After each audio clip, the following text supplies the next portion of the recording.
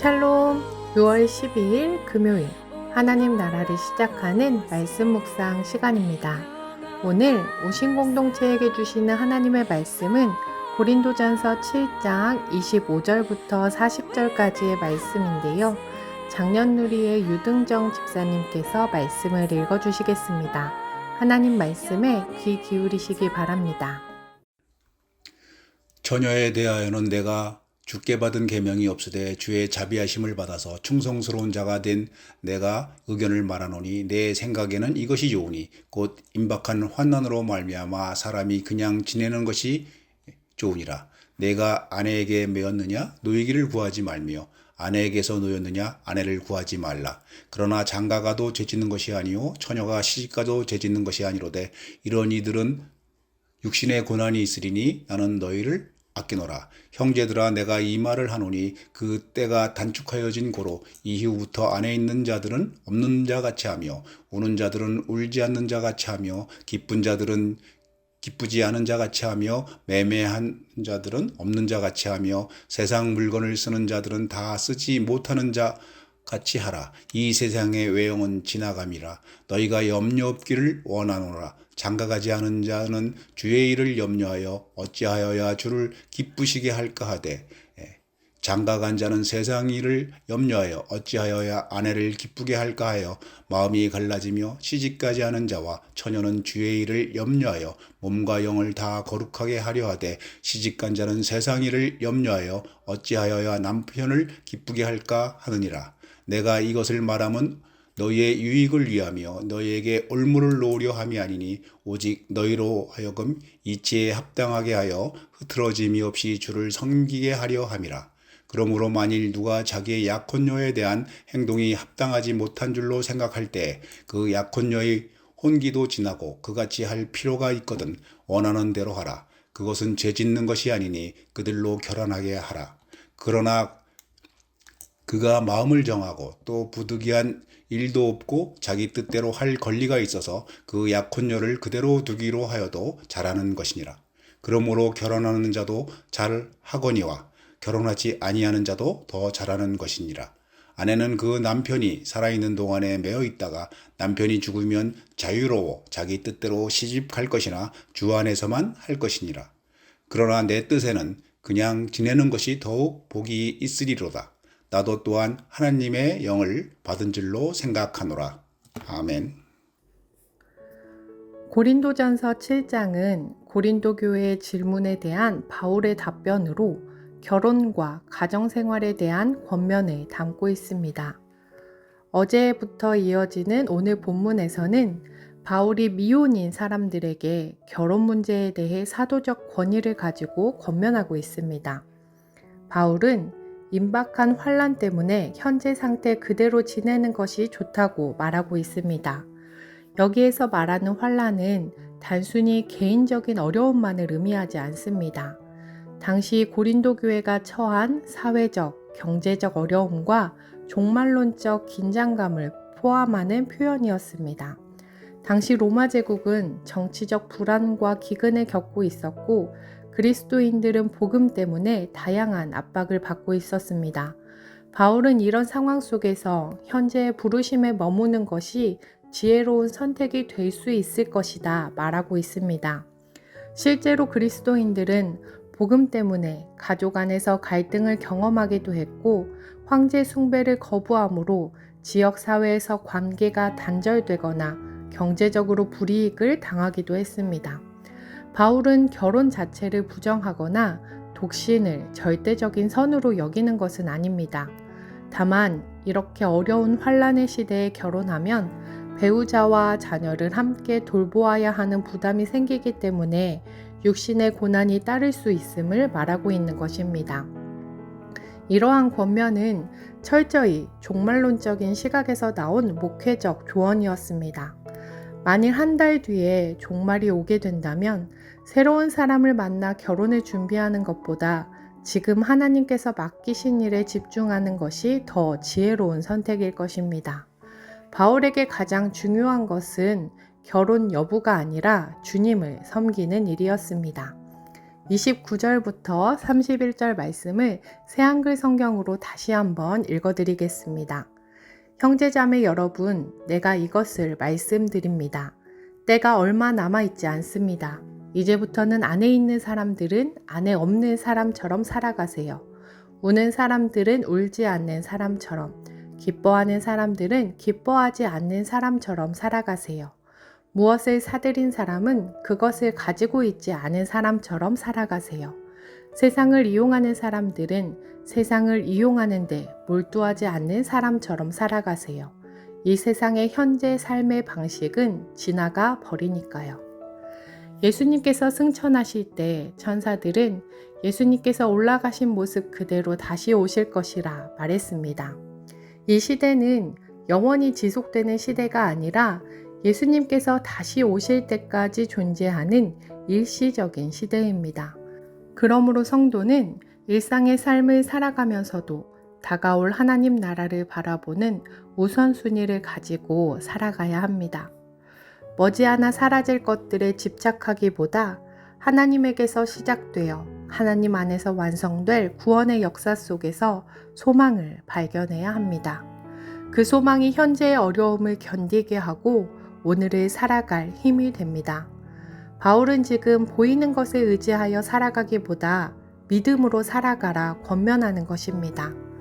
종말론적 비전은 성도의 삶을 세상 사람들의 삶과는 구별되게 만듭니다. 주님이 다시 오신다는 사실은 현재의 삶을 포기하라는 뜻이 아니라 오히려 더 거룩하고 더 충성된 삶을 살게 만드는 동력이 됩니다.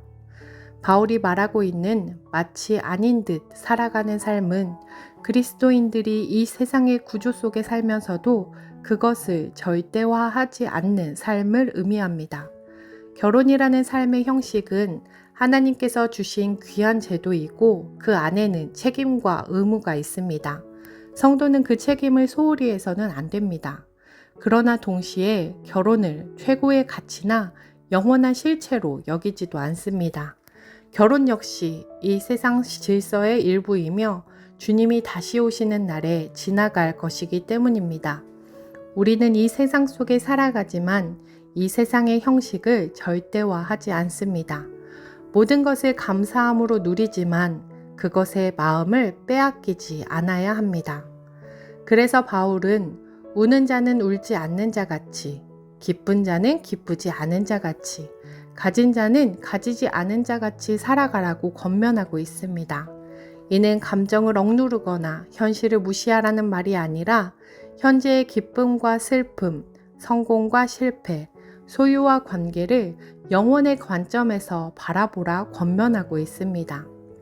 이미와 아직 사이를 살아가는 우리는 기쁜 일도 슬픈 일도 상대화할 줄 알아야 합니다. 더 이상 희망이 없는 사람처럼 절망하지도 않고 더 이상 얻을 것이 없는 사람처럼 기뻐하지도 않습니다. 재물과 성공, 권력과 관계 역시 영원한 것이 아닙니다. 때가 되면 모두 지나갑니다. 우리는 이미 예수 그리스도 안에서 영원한 생명을 얻었고 장차 완성될 하나님 나라를 소망하며 살아가는 사람들입니다. 그러므로 영원하지 않은 가치에 얽매이지 말고 주님을 기쁘시게 하는 일에 집중해야 합니다. 결국 바울이 말하고 있는 것은 결혼이냐 독신이냐가 아닙니다. 결혼도 하나님의 은사이고 독신도 하나님의 은사입니다. 중요한 것은 어떤 삶의 형태를 선택하느냐가 아니라 그 자리에서 얼마나 주님을 기쁘시게 하며 살아가는가입니다. 오늘 우리도 마찬가지입니다. 결혼한 사람은 가정을 통해 하나님을 섬기고 독신인 사람은 독신인 자리에서 하나님을 섬기면 됩니다. 직장과 가정, 관계와 소유를 책임있게 감당하되 그것을 인생의 목적이나 궁극적인 가치로 여기지 말아야 합니다. 이 세상의 모든 것은 지나가지만 하나님 나라는 영원합니다. 그러므로 우리는 지나갈 것에 집착하기보다 영원한 하나님 나라를 바라보며 오늘 하나님께서 나를 부르신 그 자리에서 주님을 가장 기쁘시게 하는 삶을 살아가야 할 것입니다. 오늘 우리를 부르신 그 자리에서 하나님 나라를 세워가는 높은 데 두신 공동체 되길 소망합니다. 기도하겠습니다. 하나님 아버지, 우리는 구원받은 성도들입니다. 지나가는 세상의 것에 마음을 빼앗기지 않고 영원한 하나님 나라를 바라보게 하옵소서. 결혼이든 독신이든 어떤 형편에 있든지 주님께서 부르신 자리에서 충성되게 살아가게 하옵소서. 기쁨과 슬픔, 성공과 실패를 믿음의 눈으로 바라보며 모든 상황 속에서도 주님을 신뢰하며 살아가게 하옵소서. 주님을 기쁘시게 하는 것이 삶의 가장 큰 목적이 되게 하시고 날마다 주님의 뜻을 선택하게 하옵소서. 다시 오실 예수님 이름으로 기도드립니다. 아멘. 오늘 말씀을 읽어주신 유등정 집사님의 레마의 말씀 사연을 읽어드리겠습니다. 창세기 1장 28절 말씀을 다시 한번 음미해 봅니다. 하나님이 그들에게 복을 주시며 하나님이 그들에게 이르시되 생육하고 번성하여 땅에 충만하라. 땅을 정복하라. 바다의 물고기와 하늘의 새와 땅에 움직이는 모든 생물을 다스리라 하시니라. 더 그린팀 활동을 하면서 제 마음속에 계속 맴돌던 고민이 하나 있습니다. 하나님께서 이렇게 아름답게 만드신 세상인데 왜 우리 인간들 손에 이토록 망가지고 아파해야 하는 것일까요? 그 모습을 볼 때마다 마음이 참 무겁고 안타까웠습니다. 성경 창세기 1장 28절을 보면 하나님이 인간에게 땅을 정복하고 모든 생물을 다스리라고 하셨잖아요. 그런데 우리 인간은 이 말씀을 잘못 이해한 것 같아요. 문명이 발달하면서 편리함을 누리는 동안 정복과 다스림을 마치 내 마음대로 자연을 파괴하고 자원을 마구 써도 된다는 뜻으로 착각한 거죠. 그 결과 지금 자연은 되돌리기 힘들 정도로 무섭게 망가지고 있습니다. 역설적이게도 이 지구 입장에서는 인간만 없으면 스스로 생태계를 회복하고 태초의 아름다운 모습으로 돌아갈 수 있을 거라는 생각까지 듭니다. 하나님이 인간을 너무나 사랑하셔서 세상 모든 것을 맡기셨는데 우리는 그 사랑을 받기만 하면서 오히려 자연을 망치고 있으니 이 얼마나 모순된 일인가요? 그래서 제가 인공지능에게 이 창세기 구절의 진짜 뜻이 무엇인지 물어봤습니다. 고대 히브리어 성경 맥락을 짚어가며 아주 흥미로운 답을 주더라고요. 먼저 정복하다 라는 말은 억압하거나 폭력을 쓰는 게 아니라 무질서한 곳에 올바른 질서를 세우고 조화롭게 유지하라는 뜻이었습니다. 그리고 다스리다 라는 말 역시 군림하며 지배하는 게 아니라 마치 목자가 양떼를 정성껏 돌보는 것처럼 보살피는 리더십을 말하는 거였습니다. 결국 하나님이 인간에게 주신 권한은 자연을 내 마음대로 훼손할 권리가 아니라 잘 보살피고 이끌어야 하는 따뜻한 책임과 의무였던 셈입니다. 하지만 지금 우리의 현실은 어떤가요? 여전히 나 한 몸 편하고 즐겁자고 엄청나게 많은 물건을 사고 끊임없이 움직이며 자원을 낭비하고 있습니다. 최근 기사에서 프로야구장 한 곳에서만 나오는 쓰레기 양이 상상을 초월한다는 이야기를 들었습니다. 우리가 일상에서 즐기는 소소한 기쁨조차 자연에게는 큰 짐이 되고 있다는 사실에 가슴이 철렁했습니다. 이제는 우리가 창조주의 뜻을 오해했던 욕심을 내려놓아야 할 때입니다. 거창한 환경운동이 아니더라도 좋습니다. 조금 덜 쓰고 자원을 아끼고 자연을 한 번 더 배려하는 작은 행동부터 시작하면 어떨까요? 더 그린팀 활동이 단순히 환경을 아끼는 것을 넘어 하나님이 맡기신 소중한 자연을 진심으로 돌보는 따뜻한 시작이 되기를 바랍니다.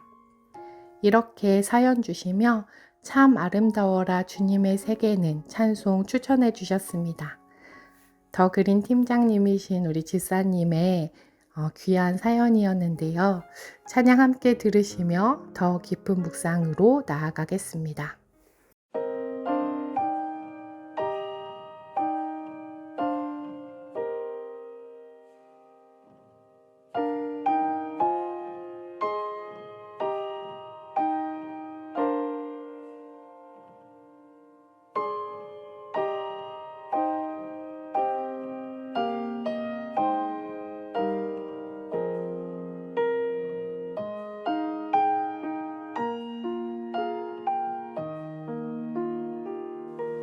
참 아름다워라.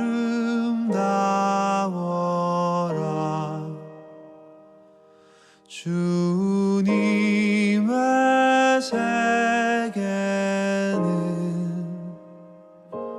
저 솔로몬의 옷보다 더 고운 백합화.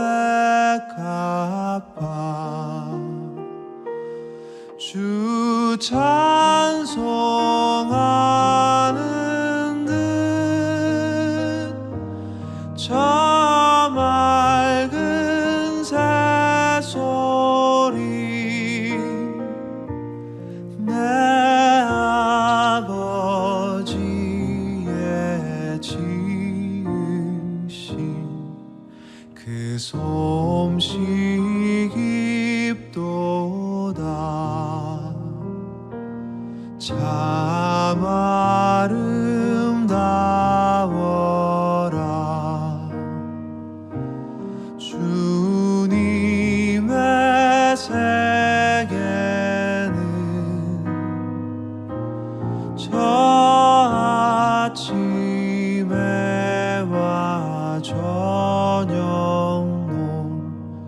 밤하늘 빛난 별 망망한 바다와 늘 푸른 봉우리 다 주 하나님 영광을 잘 드러내도다.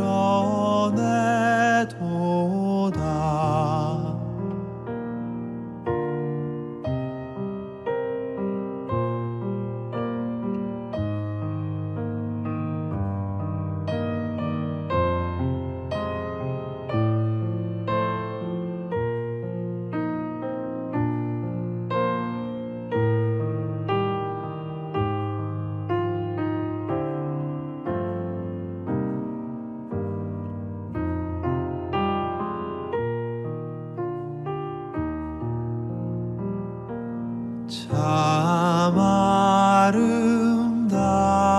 아름다워라. 주님의 세계는 저 산에 부는 바람과 잔잔한 시냇물 그 소리 가운데 주 음성 들리니 주 하나님의 큰 뜻을 나 알 듯하도다.